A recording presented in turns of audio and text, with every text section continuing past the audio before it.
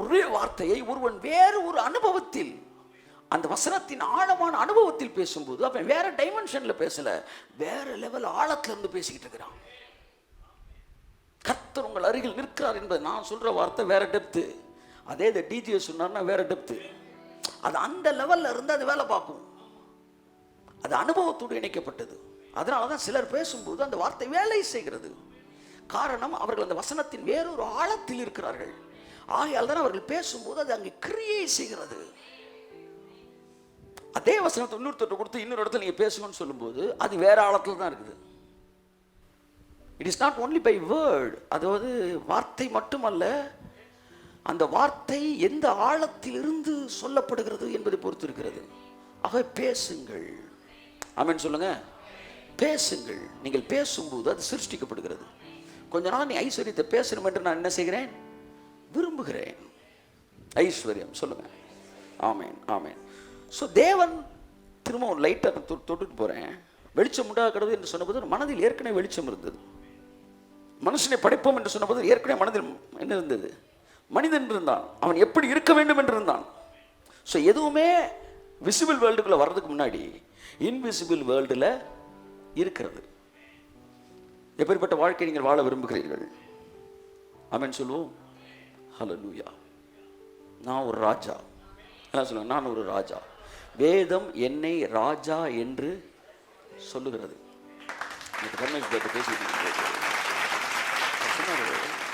Priests never built temples. Kings only built the temples. பைபிள்ல பாருங்க, ஆசாரியர்கள் ஆலயத்தை கட்டவே இல்லை சார். ஆசாரியர்கள் பிரசங்கம் தான் பண்ணினார்கள், ராஜாக்கள் தான் ஆலயத்தை கட்டினார்கள். பயங்கரமான வார்த்தை, இடியா தாக்கு சென்னை. இன்றைக்கும் ஆசாரியர்கள் ஆலயத்தை கட்டுறதுக்கு தேவன் அழைக்கல, ஆசாரியர்களை பிரசங்கிப்பதற்கு அழைக்கிறார். ஆனால் ராஜாக்களைத்தான் ராஜ்யத்தை கட்ட அழைக்கிறார். ஆகவே தேவனுடைய பழைய ஏற்பாட்டில் ஆலயம், புதிய ஏற்பாட்டில் ராஜ்யம். பழைய ஏற்பாட்டில் ராஜாக்கள் ஆலயத்தை கட்டினார்கள், புதிய ஏற்பாட்டில் ராஜாக்கள் தான் ராஜ்யத்தை கட்டுகிறார்கள். நீங்களும் நானும் இங்கிருக்கிற ஒவ்வொருவரும் ராஜா என்றால் தேவனுடைய ராஜ்யத்தை ஆசாரியன் கட்டக்கூடாது, ராஜாக்கள் தான் கட்ட வேண்டும். நீ 1000 ரூபாய் சம்பளம் வாங்குற ஆளா இருக்கலாம், இல்ல 1000 லட்சம் சம்பாதிக்கிறவனா இருக்கலாம், இல்ல கோடிகள் சம்பாதிக்கிற ஆளா இருக்கலாம். அவன் பெரிய ராஜானா நீ சின்ன ராஜா. பைபிள்ல ஆலயத்தை கட்டினவன் எல்லாருமே ராஜாக்கள். ஆலயத்தை கட்டுறக்க பொக்கிஷ சாலை என்ன செய்தார்கள்? திறந்தார்கள். இன்னைக்கு நான் பர்ஸை திறக்கிறேன் அப்படின்னா, காணிக்க பிறகு திறக்கிறேன்னா, ராஜ்யத்தை கட்டுறதுக்கு ராஜாவாகி நான் என் பொக்கிஷ சாலையை திறக்கிறேன் என்று அர்த்தம். டக்குனு மைண்டுக்குள்ள வந்துச்சு, எஸ்ரா ஆலயத்தை கட்டினான்ல, நெகேமியா, இவங்களாம் ஆசாரியன் தானே, எஸ்ராலாம் அவன் ஆலயத்தை கட்டலையா? கர்த்தர் சொன்னார். அவன் டிசைனை மட்டும்தான் சொன்னான், டப்பெல்லாம் எங்கேருந்து வந்துச்சு? நல்லா தெரிஞ்சுக்கங்க, தேவனுடைய ராஜ்யத்தை ராஜாக்களாகிய நீங்கள் தான் கட்ட வேண்டும். You are connected with the kingdom of God. You must stretch out your hand to join, to build the kingdom of God. தேவனுடைய ராஜ்யத்தை கட்டுவதற்கு நம்முடைய கரங்களை நீட்ட வேண்டும், இணைக்க வேண்டும், நம்முடைய பொக்கிஷ சாலையை திறக்க வேண்டும். ஏனென்றால் ஆசாரியர்கள் பிரசங்கிப்பதற்கு அழைக்கப்பட்டிருக்கிறார்கள், ராஜாக்கள் கொடுப்பதற்கு அழைக்கப்பட்டிருக்கிறார்கள். நான் ஒரு ராஜா, நான் கொடுக்கிறேன். தேவனுடைய ராஜ்யத்தை கட்டுவதற்கு என்னை தேவன் அழைத்திருக்கிறார். ஓ ராபாலாஷா. இந்த வார்த்தை அவரின் இடத்தில் பேசும்போது என்னை வேறொரு மண்டலத்துக்குள் கொண்டு சென்றது. ஏதோ உங்க கஷ்டத்திலையும் பார்த்து நீங்க ஊழியத்துக்கு அந்த அந்த மைண்டே மாறுது. உங்க கஷ்டத்துல நீங்க பார்த்து ஊழியத்துக்கு ஏதாவது செய்யுங்க. இயேசு நாமத்துல வெளியே போயிரு, ஏரியாக்குள்ள இடமே கிடையாது. நீயும் நானும் ராஜாவா இருக்கிறோம். தேவன் ஆலயங்களை கட்டக்கூடிய பொறுப்பை ராஜாக்களிடமே கொடுக்கிறார். இந்த இடத்துல வந்து ஒரு 200 உட்காந்துருக்கீங்களா? 200 ராஜாக்கள் உட்கார்ந்துருக்கு என்று சொல்கிறேன். இந்த வார்த்தை ஒரு 1000 பேர் கேட்கிறாங்க, 1000 ராஜாக்கள் கேட்டுக்கொண்டிருக்க என்று சொல்கிறேன். அப்ப தேவனுடைய ராஜ்யம், ஒவ்வொரு ராஜாவும் அந்த ராஜ்யத்தின் விஸ்தாரத்திற்கு தன்னை இணைக்க வேண்டும்.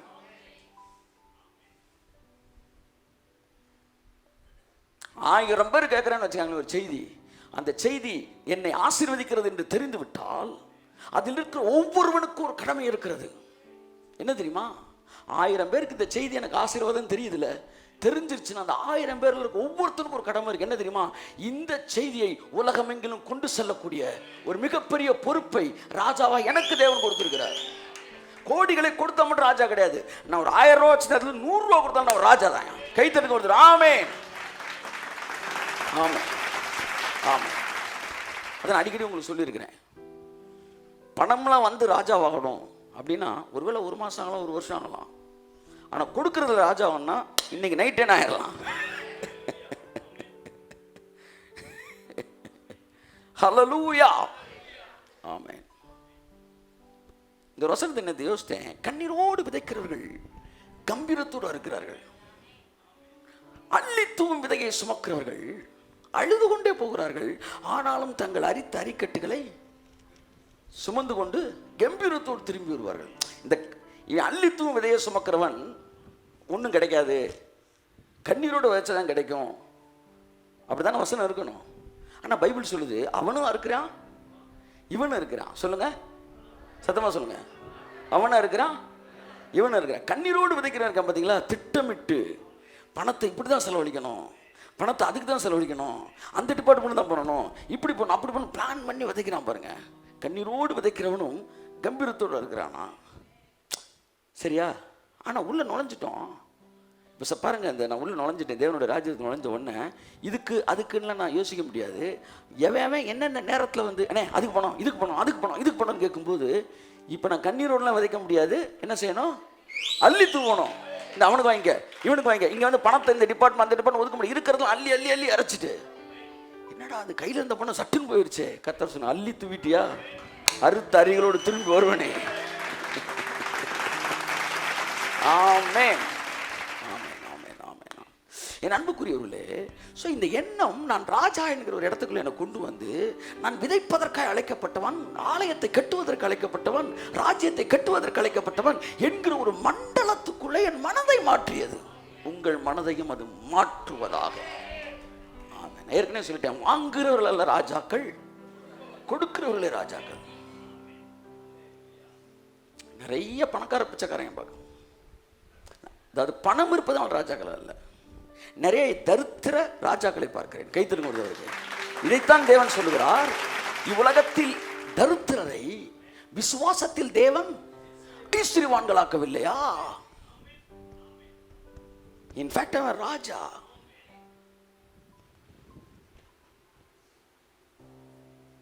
உங்கள் சிந்தனையில் இருக்கிற தரித்திரம் வெளியேறுவதாக, வெளியேறுவதாக, வெளியேறுவதாக. தேவனுடைய ராஜ்யத்துக்கு, தேவனுடைய காரியங்களுக்கு செலவழிப்பதற்கு இருக்கிற தரித்திர புத்தி இயேசு நாமத்திலே வெளியேறுவதாக நான் விசுவாசிக்கிறேன். ஆமென். தேவன் என்னுடைய வாழ்க்கையிலே, ஆமா, என் சிந்தனைக்கு மேலாக என்னை ஆசீர்வதிக்கிற தேவனாக இருக்கிறார். கரங்களை தட்டி கர்த்தருக்கு நன்றி சொல்லுவோம். ஆமென். ஸோ இந்த வார்த்தை என் மனதை மாற்றிய போது என்னுடைய செயல்கள் மாறியது. ஸோ முதலாவது, ஐஸ்வர்யமான ஆக வேண்டும் என்றால் ஐஸ்வர்யம் பேசப்பட வேண்டும், சிருஷ்டிக்கப்பட வேண்டும். எங்கே சிருஷ்டிக்கப்பட வேண்டும்? உங்கள் சிந்தனையில் சிருஷ்டிக்கப்பட வேண்டும். ஆமென், ஆமென் சொல்லுவோம். ஸோ சிந்தனையில் சிருஷ்டிக்கப்பட்ட பிறகுதான் வாழ்க்கைக்குள் கடந்து வருகிறது. என்னை ஐஸ்வர்யவான் ஆக்கும்படிக்கு அவர் தரித்திரர் ஆனார். அவர் தரித்திரர் ஆவாரா ஆனாரா? சொல்லுங்களேன் கொஞ்சம். அதாவது மோட்டரை போட்டால் தண்ணி வருதுன்றாங்க, சரியா? மோட்டரை இன்னைக்கு போடுறேன், நாளைக்கு தண்ணி வரும்? சொல்லுங்க, சொல்லுங்க, அதான நியாயம். நேற்று மோட்டரை போட்டால் தண்ணி என்னைக்கே வந்துருச்சுன்னு அர்த்தம். அப்போ நேற்று என்னை ஐஸ்வர்யவான் ஆக்கும்படி நேற்று தரித்திரர் ஆனார் என்றால், நான் நாளைக்கு ஐஸ்வர்யவானாகல, நான் நேற்று ஐஸ்வர்யவான் ஆகிவிட்டேன். கரங்களை தட்டி கர்த்தருக்கு நன்றி சொல்லுவேன். ஆமென். சிந்தனையில் ஐஸ்வர்யம் வரட்டும். நான் ஐஸ்வர்யன் ஆகிவிட்டேன். சொல்லுங்க, நான் ஐஸ்வர்யன் ஆகிவிட்டேன், நான் ஐஸ்வர்யவான் ஆகிவிட்டேன். சொல்லுங்க எல்லாரும். ஆமென். Praise God. ஹல்லேலூயா. நான் ஐஸ்வர்யன் ஆகிவிட்டேன். சொல்லுங்களேன் 4 தடவை.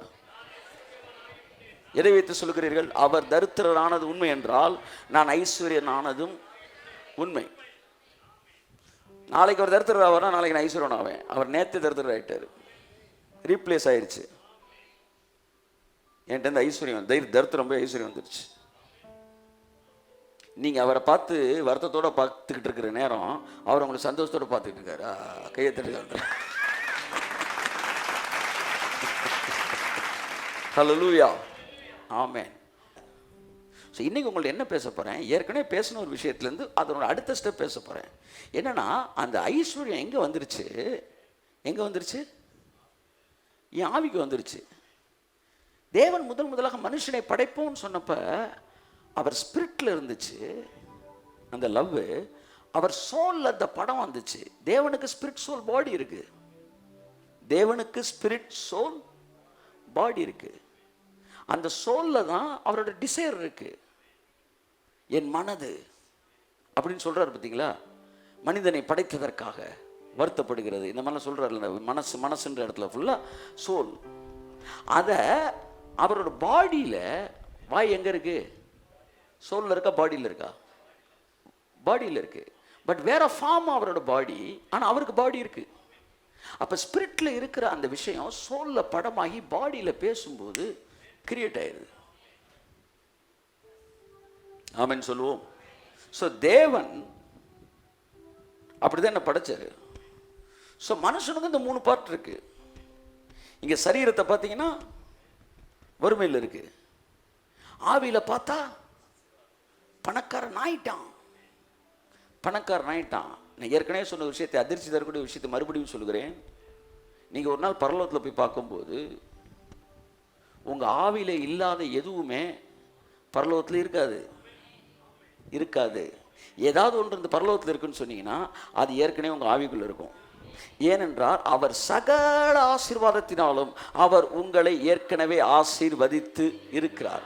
பரலோக ராஜ்யமே உங்களுக்குள்ள வந்துருச்சு சார். ராஜ்யமே உங்களுக்குள்ள வந்துருச்சு. பரலோகம் அந்த கிங்டம் உங்களுக்குள்ள வந்தபடினால நீங்கள் அங்கே போய் பார்க்கும்போது ஆச்சரியப்பட்டீங்கன்னா நீங்கள் இந்த பூமியில் அறகுறையாக வாழ்ந்துருக்கீங்கன்னு அர்த்தம். தேவனுடைய திட்டம் என்ன தெரியுமா? அவர் சொல்கிறாங்கல்ல, சார் அங்கே போனேன் சார், பளிங்கு மாதிரி ஒரு தண்ணி சார். அங்கே போய் ஒருத்தர் சொல்கிறாரு, ஒரு சோஃபா, ஒரு செட்டு அப்படி இருந்துச்சு. அதில் போய் உட்காந்த உடனே ஒரு மனுஷன், இப்போ நம்ம பாருங்களேன், மர நாற்காலில் உட்காந்தா வேறு மாதிரி உட்காரணும், கரலான் அப்படின்றாங்க. அப்புறமேட்டு என்ன சொல்கிறாங்க, வந்து அந்த சணல், அதுக்கு என்ன ஜூட்டா அந்த என்னென்னமோ சொல்கிறாங்க. ஒவ்வொன்றிலும் உட்காரும்போது நீங்கள் தாங்க அதுக்கேற்ற மாதிரி மாறிக்கணும். வளைஞ்ச சேரை நீங்கள் வளைஞ்சு உட்காந்துக்கணுங்க, நிமிர்ந்த சேரை நீங்கள் நிமிர்ந்து உட்காந்துக்கிறீங்க. ஆமாம், சில சேர் இப்படி போட்டிருப்பாங்க பாருங்கள். நம்ம குழிக்குள்ளே போய் அந்த கால்ரெண்டு இப்படி நிற்கும். என்ன ஐடியாவில் அந்த வாங்கி வச்சுருக்காங்கன்னே தெரில. என் வீடுக்குள்ளே போனால் அந்த வயிறு வேற முட்டிக்கிட்டே இருக்கேன். சோத்தை போட்டு இப்படி உட்கார வைக்கிறேன். இதுக்குன்னு என்ன நுனியிலே உட்காந்துக்கிறது. Praise God. என்ன பாஸ் ரொம்ப ஆக்டிவாக இருக்கார், சீட்டு நுனியிலாம் இருக்கார். எங்கடா உள்ளே உட்காந்து வயிறு அடிக்கிற மாதிரி சேரை வாங்கி போட்டுருக்கீங்க. ஆனால் பரலோகத்துக்குள்ளே என்ட்ராகும்போது அவர் சொல்கிறாரு, நான் போய் உட்காந்தப்ப நான் என்ன போஸில் உட்காடுறேனோ, என்ன பொசிஷனில் உட்காடுறேனோ, அந்த சோஃபா அப்படியே என் பொசிஷனுக்கு மாறி எடுப்பிடிக்கும். பரலோகத்தில் சோஃபா இருக்கிறதோ. இவங்க சதுசேயர்கள், இதெல்லாம் இருக்குது. இவங்க பரிசேயர்கள். இந்த சதுசேயர்கள் ஆவி, விஷனு, வந்து ட்ரீமு, தூதன், இதெல்லாம் நம்ப மாட்டாங்க அந்த காலத்தில். இன்றைக்கும் பரிசேயர்கள் சதுசேயர்கள் இருக்காங்க. அப்படின்னு அவன் சதுசேயன்னு அர்த்தம். இவன் சூப்பர் நேச்சுரல் நம்பாத பெந்தேகோஸ்தேக்காரனுக்கு பேர் என்ன? இன்னைக்கு காலையில் சுட்டு அப்போது சூட உங்களுக்கு தரேன் ஆவியானவர்கிட்ட சொன்னதை. அதாவது பவுல் பேசும்போது சதுசேயர்கள்லாம் வந்து என்ன செஞ்சாங்க, நம்ப மாட்டேன்னா. ஏன்னா அவங்க ஆவி, உயிர் தெழுதல், அற்புதம், மிரக்கல் மணி, இதெல்லாம் நம்ப மாட்டாங்க. People who never believe the supernatural experience, அவங்க எல்லாருமே சதுசேயர்கள். ஆனால் எவன்லாம் சூப்பர் நேச்சுரலை பிலீவ் பண்ணுறானோ அவன் ஃபுல்லாக வந்து, பவுல் வந்து ஒரு பரிசேயன். அவன் வந்து சூப்பர் நேச்சுரல் அந்த விஷயம் என்கவுண்டர் அவன் பார்த்தான். ஆனால் சதிசேயர்கள் நம்ப மாட்டேன் நான். ஸோ நம்பாதவர்களை விட்டுருங்க, நம்புகிறவர்களை சொல்கிறேன் நான். அப்போ பரலோகத்தில் இப்படிலாம் இருக்குது. அவர் எழுதுறாரு, 8 வயதில் பரலோகத்துக்கு இருக்கிறாரு பலமுறை. தண்ணிக்குள்ளே ஜீவ தண்ணீராம். இயேசு கிறிஸ்து இறங்கின்னு சொன்னாராம், உள்ள வாடா அப்படின்னாராம். என்னால் மறக்கவே முடியாது. அந்த புக்கில் அந்த பக்கத்தை படிச்சு அப்படியே மூடி வச்சிட்டேன். ஒரு வாரத்துக்கு எனக்கு அது டைஜஸ்ட் ஆகல. தண்ணிக்குள்ளே இறங்கினோடனே நம்ம எப்பொழுது ஒருமனப்பட்டு ஜபத்தோடு கூட அப்படியே முங்குவோம் அப்படி சொல்லவே இல்லை. இறங்கின உடனே அவர் செஞ்ச வேலைன்னா தண்ணி எடுத்து ஜகால்னு மூஞ்சில் அடிச்சு விட்டார். அப்படின்னா ஆனால் இப்படி ஏசினார் எனக்கு காட்டவே இல்லையாண்டவரே. தண்ணியை மூஞ்சில் அடித்து விளையாடுறவர் ஏசினார காட்டல. ஆனால் பரலோகத்தில் இயேசுவை பார்த்து அப்படி தான் இருந்திருக்கிறாரு. என்கிட்ட கேட்டான், பேஷன் ஆஃப் கிரைஸ்டில் உங்களுக்கு பிடிச்ச சீன் எதுங்க அப்படின்னு? எனக்கு பிடிச்ச சீன் என்ன தெரியுமா? ஓடி வந்து இயேசுநாதர் விழுவார் பாருங்க. அதுதான் கர்த்தர் சொன்னார், ஒன்றை மாதிரி தான்டா நான் என்னார். அவரை அடித்து துவைச்சி காய போட்டதெல்லாம் என்னை அழ வைக்கவே இல்லை. ஆனால் கண்ணீர் விட்டு அழுதேன். அவங்க அம்மா ஓடி வந்து இது பண்ணுற, அது வந்து ஃப்ளாஷ்பேக்கில் காட்டுற சீன் இல்லை, அவருடைய சூப்பர் நேச்சுரலி நேச்சுரல். அதுதான் என்ன தொட்டுச்சு. ஜீசஸ் வந்து சூப்பர் நேச்சுரல் அவங்க சொல்லி கொடுத்துட்டாங்க, அது பெரிய விஷயம் இல்லை. ஆனால் அவர் நேச்சுரல்ன்ற இடத்துக்கு வந்து பாருங்க, அவர் மேலே அன்பு உங்களுக்கு கூடும். அவர் அப்படிதான் இருந்தார். அந்த தண்ணி எடுத்து என்ன இயேசு ஜெபம் பண்ணாரு? பரலோகத்திலும் உடைய சித்தம் செய்யப்படுவது போல பூமியிலும் உடைய சித்தம் செய்யப்படுவதாக. அப்படின்னா அங்க என்ன நடக்குதோ, அங்க எப்படி வாழ்க்கை இருக்குதோ, அதே மாதிரி ஒரு வாழ்க்கையை இந்த பூமியில உனக்கும் எனக்கும் கொடுப்பதற்கு தான் கர்த்தராய் இயேசு கிறிஸ்து சிலுவையில் அடித்து தொங்க விடப்பட்டார். நீ தொட்டுக்கு முட்டு போறதுக்காக சாகலையா? என்ன நினைச்சிட்டான்? நம்ம தொட்டுக்கு முட்டு போறதுக்கு ஏதாச்சும் மேட்ரு வேணுன்ற காண்டி இயேசுநாதர் தொங்குறாருன்னா, தொட்டுக்கு முட்டு போறதுக்கு மேட்ரு வேணும்னா தொங்குனாரு. உன் வாழ்க்கையை தலைகளாய் மாற்றும்படிக்கு தான் தேவன் தொங்கினார். அப்ப உண்மையிலே அதை புரிந்து கொள்வீர்கள் என்றால், அந்த கரையத்தை புரிந்து கொள்வீர்கள் என்றால், பரலோக வாழ்க்கையை இந்த பூமியில் அனுபவிப்பீர்கள். ஒரு நாள் பரலோகத்திற்கு போகும்போது உங்களை ஆச்சரியப்படுத்தத்தக்க விதமாய் பரலோகம் இருக்காது. ஏனென்றால் அந்த வாழ்க்கை இங்கே நீங்கள் அனுபவிக்க ஆரம்பித்திருக்கிறீர்கள். பீஸ் ஆஃப் மைண்ட் ஒன்று எடுத்துக்குவோம். பரலோகத்தில் இருக்குது, இங்கேயும் இருக்குது. நான் ஹெவனுக்குள்ளே என்ட்ரானேன்னு வச்சுக்கோங்களேன், அங்கே இருக்கிற பீஸ் ஆஃப் மைண்டு பெரிய அளவில் நம்மளை தாக்காது. ஏன்னு சொல்லுங்கள்? இங்கேயே அந்த பீஸ் ஆஃப் மைண்ட் என்ஜாய் பண்ணிகிட்டு இருக்கிறோம். இப்படி தான் ஒவ்வொரு டிபார்ட்மெண்ட்டும் என்ஜாய் பண்ணுங்க. அப்போ சகல ஆசீர்வாதத்தினாலும் அவர் உங்களை ஆசீர்வதித்து, இதுதான் ஸ்பிரிட்டில் இருக்குது. ஆனால் இந்த சோலில் என்ன இல்லை? ஆசீர்வாதம் இல்லை. அல்லையா சொல்லுங்க? சோலில் என்ன இருக்குது? பால் கடன் இருக்குது, தயிர் கடன் இருக்குது. வாழ்க்கையில் மனம் திரும்புதல் இல்லை. அங்கே பரிசுத்தம் இருக்குது, இங்கே பரிசுத்தம் இல்லை. கிருபையின் செய்தியை கேட்குறோம், ஆனால் வாழ்க்கை திரும்ப பழைய மாதிரியே கண்ணு காது மூக்கெல்லாம் அப்படியே அலையுது. இல்லை ஏதாச்சும் செஞ்சுக்கிட்டு இருக்கு. ஒரு வந்து அது வேற இது வேறன்ற மாதிரி இருக்கு. மாற்றம் இல்லை, சேஞ்சஸ் இல்லை. ஏன்னா இது ரெண்டுக்கு இடையில நடுவில் ஒன்று உட்காந்துருக்கு. அதுக்கு பேர் என்ன? சோல். சோல். இந்த சோல் தான் நீங்க. இந்த ஸ்பிரிட் உங்களுடையது, இந்த பாடி உங்களுடையது. இந்த ஸ்பிரிட் உங்களுடையது மீன்ஸ் உங்கள்கிட்ட இருக்கிற ஒரு ப்ராப்பர்ட்டி. ஆனால் அது தேவன் கொடுத்தது. நீங்க எங்க இருக்கிறீங்க சொல்லுங்க? சொல்லுங்க மேடம். ஆத்மாவில் இருக்கீங்க. உங்களுக்கு பேர் என்ன? ஆத்மா. ரொம்ப முக்கியமானது. இப்போ இந்த ஆத்மாவில் இந்த ஆவியில் இருக்கிறது வரவிடாம உள்ள என்ன இருக்குன்னா டஸ்ட் இருக்கான். என்ன இருக்கு? எல்லாம் சொல்லுங்க. டஸ்ட், தூசி. என்ன இருக்கு? தூசி. தூசி என்கிற வார்த்தையும் மண் என்கிற வார்த்தையும் இந்த உலக பிரகாரமான எண்ணங்களை குறிக்கிறது. நீ மண்ணாயிருக்கிறாய். தேவன் சொன்னார், என்னைக்கு என்னுடைய ஜீவன் உன்னிலிருந்து விலகினதோ அதற்கு பிற்பாடு நீ இந்த பூமிக்குரியவனை போல சிந்திக்க ஆரம்பித்து விட்டாய். எவனை கவுத்தலாம், எப்படி முன்னேறலாம், எந்த மாதிரி வந்து கணக்கு போடலாம். இங்கிட்டு கூடி போனால் 4 கிலோமீட்டர் கூட வருது, இங்கிட்டு கூடி போனால் 3 கிலோமீட்டர் குறைச்சி வருது. அதனால பெட்ரோல் வந்து கொஞ்சம் குறையுது, பெட்ரோல் விலை வேற ஏறுது. இவன் சொல்றது எல்லாம் உண்மையா பொய்யா? உண்மை. இதுதான் பூமியில் நடக்குது.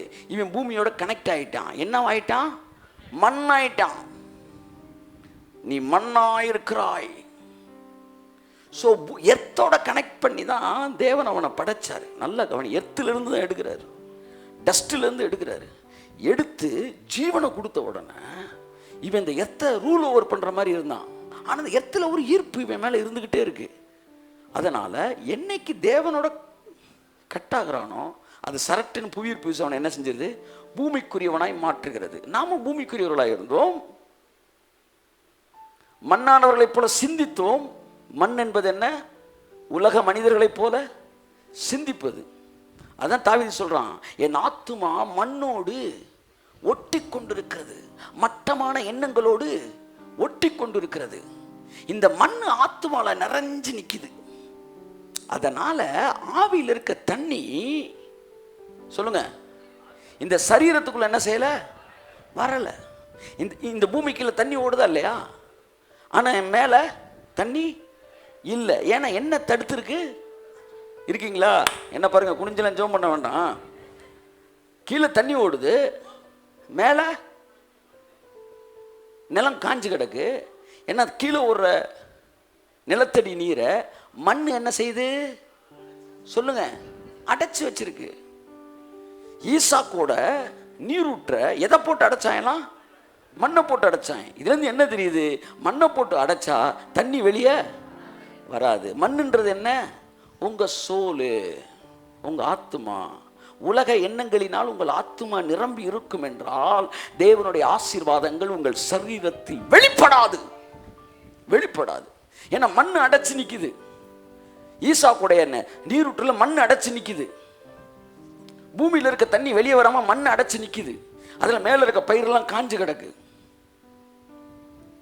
ஆத்துமாவுக்கும் மண்ணுக்கும் நெருங்கிய தொடர்பு இருக்கிறது. இப்பதான் நான் வசனத்துக்கு வரேன். இங்க இருக்கிற இந்த தூசிய நீங்க என்ன செய்யணுமா? உதறு. எல்லாம் சொல்லுங்க, உதறு. சொல்லுங்க, உதறு. இது நடக்குமா? இது நடக்குமா? வாழ்க்கையில் முன்னேற வேணாம். அப்படியே யோசிக்க செய்து கொடுத்துக்கிட்டே இருந்தாலும் அவன் கீழே போயிடுறான். பெஞ்சு கீழே போகிற மாதிரி. கடைசியில் வீட்டு பாடம் செய்யாத மாதிரி பின்னாடி அப்படியே போய் இறங்கிடுறோம். ஆனால் சிலர் இப்படி வந்துட்டு அப்படியே எந்திரிக்கிறாங்க. கொஞ்சம் கொஞ்சமாக எந்திரிச்சு அப்படியா கர்த்தர் வாழ்க்கையில் பெரிய காரியங்களை செய்வாரா அப்போ 90 டிகிரிக்கு வந்துடுறாங்க. என் அன்புக்குரியவர்களே, நீங்கள் நல்லா யோசிக்க சேரில் வலிவி மண்ணுக்கு போகிறீங்க பாருங்க. கொஞ்சம் நேரம் அவனை விட்டோம்னா அப்படி தரையோட படுத்துடலாம். இதோ நான் மண்ணோடு படுத்துக்கிறேன். யோபு சொன்னான், மண்ணோடு படுத்துக்கிறேன்.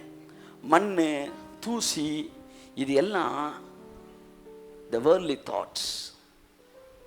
இது என்ன செய்யும்னா God சூப்பர் abundant blessing உங்க வாழ்க்கையில் வரவிடாதபடி அது என்ன செய்து கொண்டே இருக்கும்? தடுத்து கொண்டே இருக்கும். வலிவி போன மனது திரும்ப திரும்ப ஸ்லிப்பாக எங்க போகுது? அந்த மண்ணுக்கே போய் ஒட்டுது. அதாவது ஜீவன் டிஸ்கனெக்ட் ஆனவனா சொன்னா நீ மண்ணாயிட்ட பாப்ப. ஒரு கேஸ் பில்லுன்னு அத்து விட்டீங்கன்னா அது மேலே போயிடும்.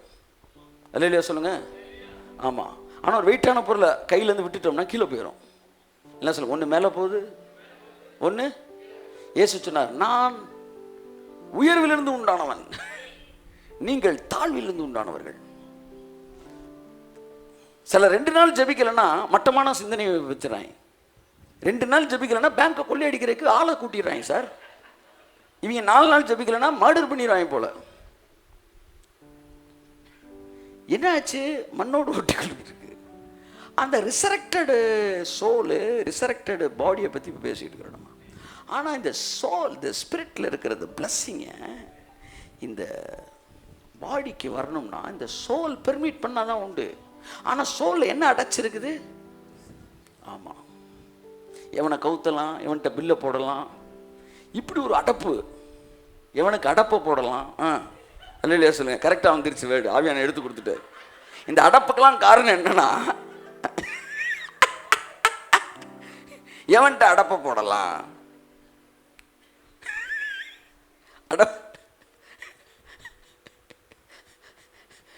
நம்ம மதுரை பாஷையில் பேசிக்கிட்டே இருக்கும்போது இன்னொருத்தங்க தமிழ் டு தமிழ் இன்னொன்று டிரான்ஸ்லேட் பண்ணுற மாதிரி ஆகி போச்சு. நம்ம பாஷை அடைப்பை போடுவது என்றால் பிராக்கெட்டை போடுறது. சில பாருங்க, எப்போவுமே யாரடா பிராக்கெட் போடலாம் பசங்க அந்த பொண்ணுகளுக்கு தெரிகிற மாதிரி. சிலர் வந்து இந்த இந்த இன்சூரன்ஸில் இருக்கேன், எவனடா அடப்பை போடலாம், அடப்புனா ப்ராக்கெட்டை போடலாம். இதெல்லாம் வறுமையின் உச்சகட்டம்ன்றேன். ஒரு பொண்ணை சைட் அடிக்கிறது வறுமையின் உச்சகட்டங்க. கைத்தட்டுங்க ஒருத்தவருக்கு, அவ்வளோதாங்க. அதான் தரித்திரத்தின் வெளிப்பாடுங்க. பசியின் வெளிப்பாடுலாம் அந்த அலைச்சலே வருது, அலையேறதே வருது. எப்போ பார்த்தாலும் வந்து அந்த பைபிள் சொல்லுது, தேவனுடைய ஆசீர்வாதம் உங்கள் சரீரத்துக்கு வர வேண்டும் என்றால் இடையில் இருக்கிற இந்த ஆத்துமா என்கிற மண்ணு, அந்த மண்ணை வந்து துளையிட்டு உள்ளே ஒரு பைப்பு என்ன செய்ய வேண்டியிருக்கு? பதிக்க வேண்டி இருக்கிறது. அந்த பைப்பு தான் தேவனுடைய வார்த்தையாய் இருக்கிறது. The word is the connecting one. பூமிக்குள்ள இருக்க தண்ணியை மண்ணு அடைச்சிருக்கும் போது ஒரு பைப்பை போட்டு உள்ள என்ன செய்யறோம்? இறக்கி கீழே இருக்க தண்ணியையும் மேலே இருக்க பூமியையும் கனெக்ட் பண்ணிடுறோம். கனெக்ட் பண்ண உடனே சுற்றி மண் இருந்தாலும் அந்த ஹோஸுக்குள்ள அந்த வாட்டர் அப்படியே மேலே எழும்பி வர்றது போல தேவனுடைய வார்த்தை உங்கள் ஆத்துமாவில் வந்து உட்காரும் போது கையை தட்டு வர்றவருக்கு ஆமென்.